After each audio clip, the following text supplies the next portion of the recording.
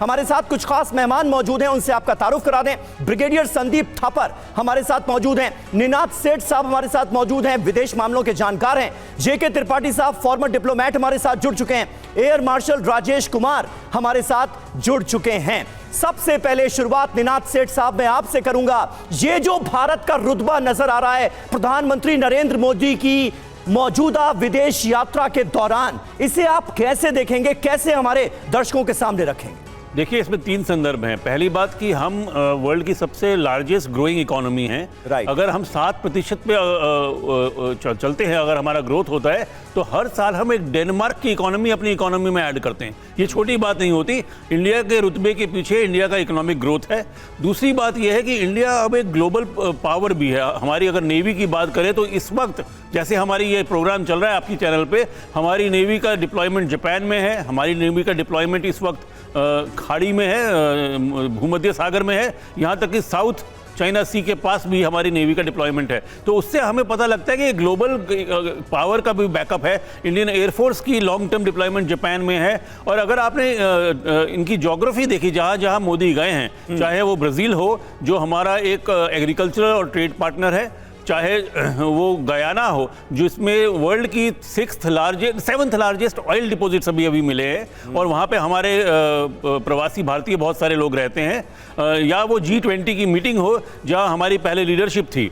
कहने का संदर्भ ये है कि इस वक्त भारत का एक वजूद जो है वो लोकल साउथ एशियन वजूद जो पहले माना जाता था उससे हटके एक ग्लोबल वजूद हुआ है। पर अगर इसको रखना है तो इकोनॉमिक डेवलपमेंट कायम रखनी पड़ेगी और हमको सचेत रहना पड़ेगा, क्योंकि किसी भी देश के पास पूरी जिंदगी अच्छा करने का अधिकार नहीं होता। वाकई बिल्कुल। थापर सर, एक सवाल यहां पर भारत चीन को लेकर, भारत चीन के बीच जो डायनेमिक्स बदल रहे हैं उसको आप कैसे एसेस कर रहे हैं?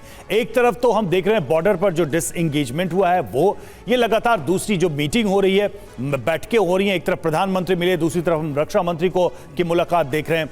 पाकिस्तान और बाकी पड़ोसियों के पर्सपेक्टिव में इन सारी डेवलपमेंट को चीन के साथ कैसे देखा जाए? देखिए, मैं समझता हूं कि चीन भी कितने देर तक बॉर्डर के ऊपर डिप्लॉयड रह सकता था, तो कभी ना कभी ये मौका आना था। और ये जो डिप्लोमेटिक इनिशिएटिव दोनों साइड से हुए हैं, भारत से ज़्यादा, उसकी वजह से है। दूसरा, थोड़ा सा प्रेशर उनके चीन के ऊपर ये भी है कि अभी ट्रंप प्रेसिडेंट आ रहे हैं, तो उन्होंने पहले से ही अनाउंस कर दिया है कि चीन के खिलाफ वो क्या क्या स्टेप्स लेंगे। तो चीन थोड़ा आइसोलेट हो रहा था, तो इसलिए उसको वो चाहता था कि थोड़े हिंदुस्तान के साथ रिलेशन था हो। ये पॉजिटिव स्टेप जरूर है, लेकिन मैं इसको अल्टीमेट स्टेप नहीं समझता। अभी डी-एस्केलेशन होनी है, डिसएंगेजमेंट हुई है, अभी डी-एस्केलेशन होनी है।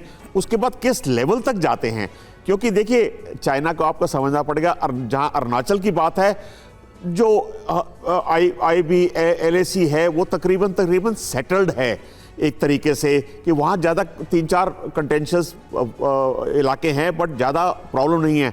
चाइना को प्रॉब्लम लद्दाख से है, JNK के बॉर्डर से है, जहां उसको स्ट्रेटेजिक डेप्थ चाहिए अपने काराकोरम हाईवे को, तो वहां वो मानने को तैयार इतनी जल्दी नहीं होगा। डेप्सांग डेमचोक में अगर कुछ प्रोग्रेस होती है तो मुझे खुशी भी होगी, हैरानी भी होगी।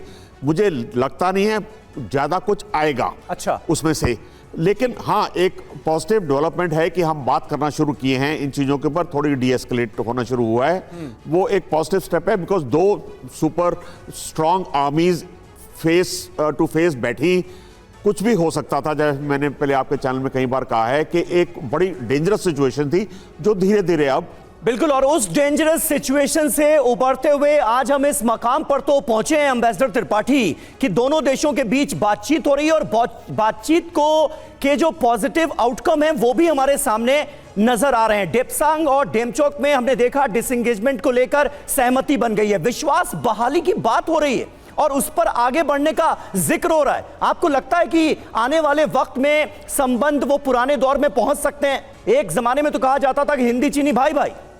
देखिए, मुझे नहीं लगता कि आने वाले वक्त में संबंध उस हद तक सही हो जाएंगे जैसा आप कह रहे हैं, क्योंकि चीन के साथ संबंध हमारे इतने ख़राब हो चुके थे 1962 के बाद से, और करीब 60 साल से चीन हमारी सीमाओं पे बैठा हुआ था। तो एक चीज़ वो, दूसरी चीज़ ये कि ठीक है, कुछ विश्वास की बहाली होगी, जैसे ये कहा जा रहा है कि शायद एयर सर्विसेज शायद शुरू हो जाएं फिर से बीजिंग और दिल्ली के बीच में, इसके साथ ही साथ कुछ और व्यापार पे शायद समझौता हो जाए।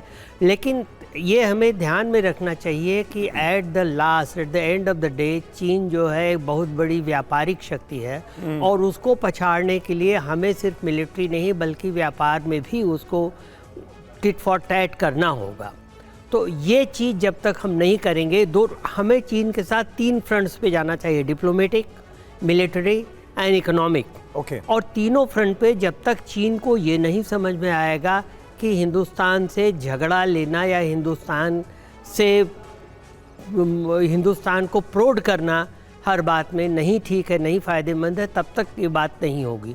हालांकि ठीक है, अभी मैं ये मानता हूँ कि अभी कुछ ऐसा हो रहा है कि चीन जो है वो मजबूर है भारत के साथ रिश्ते कायम करने के लिए, जैसा कि हमारे पहले के वक्ताओं ने बताया। एक तो ये कि ट्रंप के आने का डर, दूसरा ये कि चीन भी जानता है कि अभी चीन जब उलझा हुआ है वहाँ ताइवान में और साउथ चाइना सी में, दूसरा फ्रंट इंडिया के साथ खोलना उसके लिए मुफीद नहीं होगा।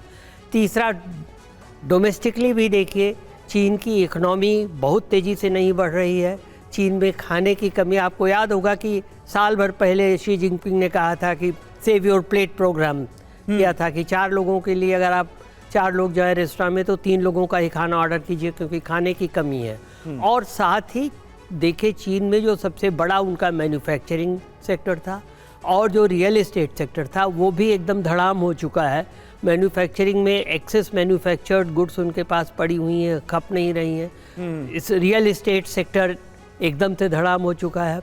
तो ऐसी स्थिति में चीन नहीं चाहता कि कोई ऐसी नया झंझट शुरू करे जिससे कि उसकी। ये आपने महत्वपूर्ण बात कही कि चीन का जो मौजूदा रुख नजर आ रहा है उसके पीछे इस वक्त घरेलू जो हालात हैं चीन के वो भी बहुत हद तक जिम्मेदार हैं और चीन से बहुत ज्यादा उम्मीदें हमें लगाने की जरूरत नहीं है, फूंक फूंक कर कदम रखना होगा। भारत और चीन ने मिलकर हालांकि बातचीत के जरिए सीमा पर तनाव कम करने की कोशिश की है, जिसके तहत डेप्सांग और डेमचोक में पेट्रोलिंग का सिलसिला जारी है। मोदी की चीन पॉलिसी यहां पर कैसे हिट होती नजर आ रही है वो जरा हम आपको बताते हैं ताकि आप ये समझिए कि आखिर अब तक इस फ्रंट पर हुआ क्या है। पहला, डेप्सांग और डेमचोक में नियमित पेट्रोलिंग हो रही है।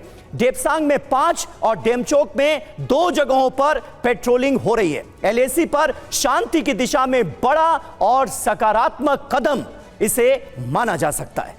बिल्कुल 29 अक्टूबर को दोनों देशों की सेनाओं की वापसी हुई, ये बहुत बड़ा कदम था और भारत चीन सीमा पर 4.5 साल यानी 4.5 साल पहले वाली स्थिति बहाल हुई वापस।